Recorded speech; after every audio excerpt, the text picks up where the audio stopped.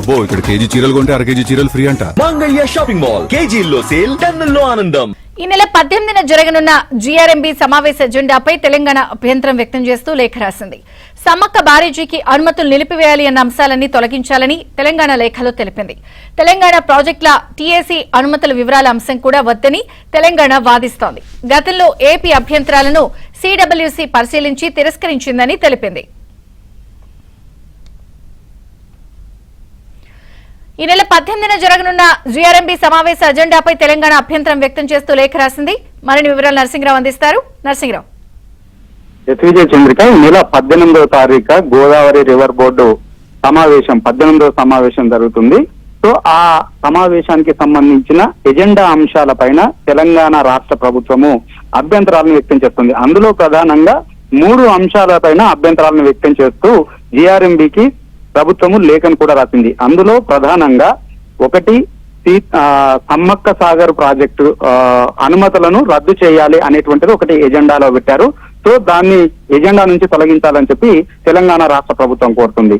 2 తెలంగాణ ప్రాజెక్టులకు సిడబ్ల్యూసీ ఇచ్చినటువంటి అనుమతులపైన సమీక్ష చేయాలని చెప్పి మరొక ఎజెండా అంశంగా ఉంది.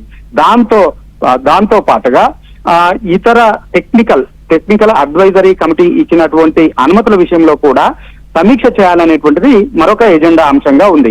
సో వీటన్నింటినీ, ఈ 3 కూడా ఎజెండా నుంచి తొలగించాలని చెప్పి తెలంగాణ రాష్ట్ర ప్రభుత్వము సవివరంగా లేఖను రాసింది. అందులో ప్రధానంగా ఈ అనుమతులు ఇచ్చేటువంటి విషయంలో ఆంధ్రప్రదేశ్ అనేక మార్లు అభ్యంతరాలని వ్యక్తం చేసింది. అదే జీఆర్ఎంబీ బోర్డు సమావేశంలో కూడా అభ్యంతరాలను వ్యక్తం చేసింది. సో దానిపైన అనేక మార్లు జీఆర్ఎంబీలో చర్చించడం కూడా జరిగింది. సో ఆ అభ్యంతరాలను పరిశీలించిన తర్వాతనే జీఆర్ఎంబీ సిడబ్ల్యూసీకి వాటిని పంపించింది. సో సిడబ్ల్యూసీ కూడా వాటర్ డిస్ట్రిబ్యూట్ కి సంబంధించి అక్కడ ఉన్నటువంటి వివాదాలకు సంబంధించి ట్రిబ్యునల్ వివాదాలకు సంబంధించి అన్ని పరిగణలోకి తీసుకున్న తర్వాతనే విధానాలకు, అందుకు సంబంధించినటువంటి నిబంధనలకు లోబడే అనుమతులను అనేటువంటివి ఇవ్వడం జరిగింది.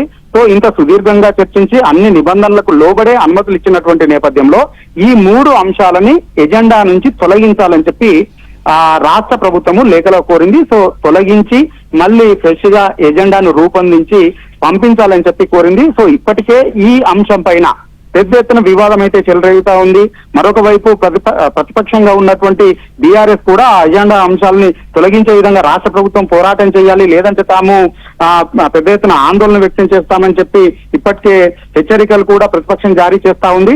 సో ప్రతిపక్ష హెచ్చరికలతో సంబంధం లేకుండానే సో తెలంగాణ రాష్ట్ర నీటి హక్కుల విషయంలో, ప్రాజెక్టుల విషయంలో తమకు చిత్తశుద్ధి ఉంది, ఎవరు చెప్పాల్సినటువంటి అవసరం లేదు అని చెప్పి తెలంగాణ రాష్ట్ర ప్రభుత్వం చెప్తా ఉంది. ఆ మేరకే ఇప్పటికే లేఖలు రాసామో ఎజెండా నుంచి ఆ అంశాలు తొలగించాలని చెప్పి కోరినట్లుగా తెలంగాణ రాష్ట్ర ప్రభుత్వం చెప్తుంది. ఆ మేరకు లేఖను కూడా రాసింది, ఎజెండా అంశాల నుంచి వాటిని తొలగించాలని చెప్పి. విజయ చంద్రిక.